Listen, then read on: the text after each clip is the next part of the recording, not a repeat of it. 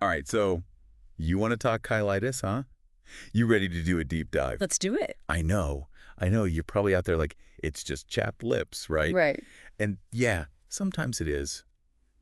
But other times, Other times it's a clue. it really is. It's like a little breadcrumb trail, like those little, those little like Hansel and Gretel breadcrumbs, but leading us to something else going on in the body. Exactly. It's like a little detective work. A lot of times people just brush off lip issues Oh, for sure. as just minor annoyances. They don't Yeah. realize it could be a symptom of something else, something bigger. Oh, yeah. I used to think, honestly, like chapped lips were like a winter thing. Yeah. Like, oh, the air's dry, had too much coffee. Yeah. Put on a lip balm, you're good to go. Mm. But going through these sources, like even I was totally in the dark about some of this stuff. Right. For instance, did you know like that a bunch of lip products out there actually contain irritants? Yeah. Like what? Yeah, it's more common than you'd think. A lot of people, they have sensitivities. Ingredients like lanolin, for example, or eucalyptus oil. Oh, And those are in a lot of lip balms. real. So you think you're soothing the irritation, but you might actually be triggering what's called allergic contact cheilitis. So you're making the problem worse. Wow. So you're basically like, it's that old saying, the cure is worse than Exactly. the disease. Oh, Oh, yeah. man. But then it gets weirder. Because like then the sources start talking about how like conditions you wouldn't even think twice about, like celiac or Crohn's disease, can actually manifest as cheilitis. Right? Who knew? Well, it's all about, how your body's processing things, right? Okay. So these conditions, they impact how your body absorbs nutrients, and those effects, they can show up in some unexpected places. Like your lips. Like your lips, exactly. Oh, wow. So it's a good example of why we're doing this deep dive, Yeah, this is fascinating. Okay. So now I'm thinking I should have a salad with my morning coffee. But, okay, we can't forget about the sources that I mentioned, like nutritional deficiencies. Right. Like just straight up not getting enough iron, B vitamins, all that good stuff. Yeah. Apparently, that can be a major, major culprit behind cheilitis. Absolutely, yeah. Your body has its ways of letting you know. It really, really does. Yeah. And speaking of strange ways, one of the sources even mentioned tooth loss as a potential factor in cheilitis. That's true. And I got to admit, like, I read that, I was like, what? Yeah, yeah. So, like, what's the connection? Fill us in here. Well, think of it this way. Your teeth, right, they're like the scaffolding, they help support your mouth structure. Okay. When you lose teeth, especially, multiple teeth, Yeah. it changes how your lips actually sit, how they close. Really? And that change can lead to irritation, inflammation, Wow. even infection, particularly in the corners of your mouth. So it's like this ripple effect. Exactly. You lose a tooth and suddenly your lip is all out of whack. Yeah. It makes you realize how interconnected everything is, Yeah. right? Like everything in our bodies. And how something that seems so minor can actually have a really significant impact somewhere else. Absolutely. It all ties together. Wow. So we've gone like way beyond just chapped lips here, haven't we? It's like our bodies are trying to tell us something, Right. but we're not always fluent in like symptom language. Right. Exactly. When it comes to cheilitis, like what are some of those less obvious signs that our listeners should, be paying attention to? I know the sources mentioned color changes a lot. Yeah. Like, that's a big red flag, right? Yeah. Color changes in your lips can really tell you a lot, actually. Like, for example, if they're getting really pale, unusually pale, Okay. that could be like, your body waving a little flag saying, hey, low iron over here, which we talked about earlier, iron deficiency. Right. Connected to certain types of cheilitis. Okay.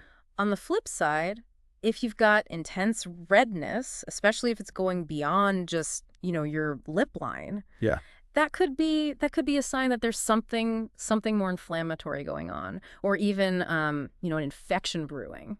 So we're not just talking about like, oh, I spent too much time in the sun kind of red here. Right, exactly. It's more than that. And it wasn't just color, right? Like the texture of those chapped lips can provide clues too. Oh yeah, absolutely. I remember like reading about that. Like what should we be looking out for texture wise? So texture can be really revealing if you've got like dryness, but with those thick, scaly patches, Sure. particularly around the edges of your lips. Yeah. That could be a sign of something called exfoliative cheilitis. Yeah.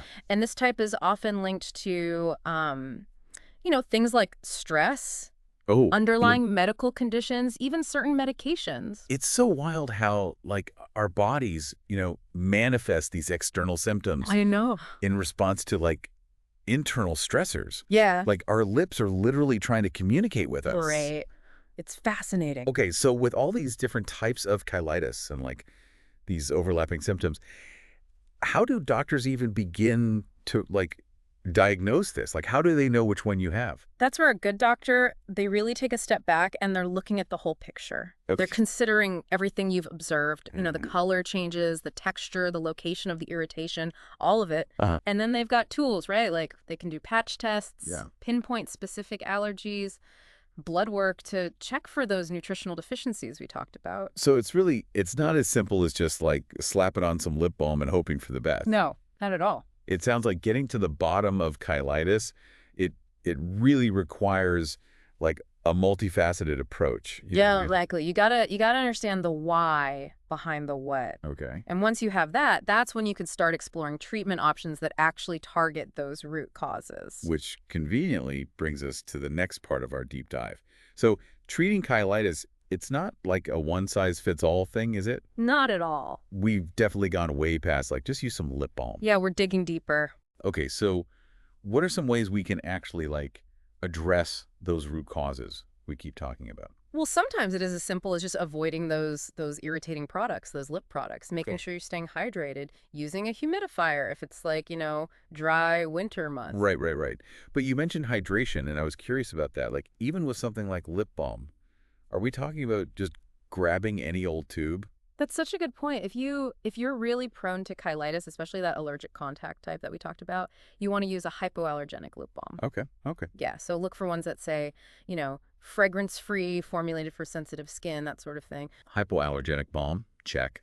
Mhm. What about, like, the cases where it's something more complex, like, those nutritional deficiencies we were talking about, Mm. or the underlying conditions? What then? That's where you got to get a little more targeted with the treatment. If you've got a nutritional deficiency, your doctor might recommend some dietary changes or maybe even supplements. Okay, In some cases, treating the underlying condition itself, whatever it is, celiac disease, something else, it can really help those cheilitis symptoms clear up.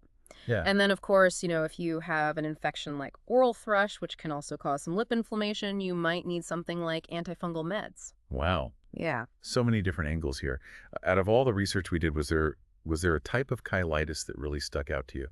Something maybe surprising, something you think people should be more aware of? The one that really got me was actinic cheilitis. It's caused by, too much sun exposure. Right. And I think we always associate that with like skin cancer, right? Yeah. But our lips, they're actually just as vulnerable to those UV rays as the rest of our skin. So it's more than just, like, your average sunburn on your lip. Oh yeah, actinic cheilitis, it causes these changes to the texture and color of your lips. A lot of times they get kind of pale, dry, wrinkled. Oh, wow. And this is the concerning part. In some cases, it can actually develop into a type of oral cancer. Oh, no. Yeah, it's called squamous cell carcinoma. See, that's what I mean. It's like you think it's just dry lips, but it could be something much more serious. Exactly. It's a good reminder to protect our lips from the sun, just like we do the rest of our skin. Absolutely. Just like you wouldn't go outside without putting on sunscreen, your lips need that same kind of protection. So true. So true. Lip balm with SPF, it's a small step, but it can make a big difference. I'll admit I'm guilty of not always doing that, but you've given me a lot to think about. So to wrap things up here, what would you say is the most important takeaway for our listeners when it comes to cheilitis? I think the biggest thing is don't ignore those lip problems if they're really sticking around. What might feel like, just a little annoyance could actually be your body trying to tell you something important. Yeah. The more you know about the different types of cheilitis, the causes, all the potential treatments, the more you're empowered to actually advocate for your own health. Right, right. Knowing is half the battle, like they Yeah. say. Well, I think this deep dive has given us all, like, a newfound appreciation for our lips. Who knew? Thank you so much for sharing your expertise with us today. Happy to be here. And all of you listening out there, thank you, as always, for joining us on this journey of discovery. We hope you learned something new and that you feel, empowered to take better care of yourselves. We'll see you next time.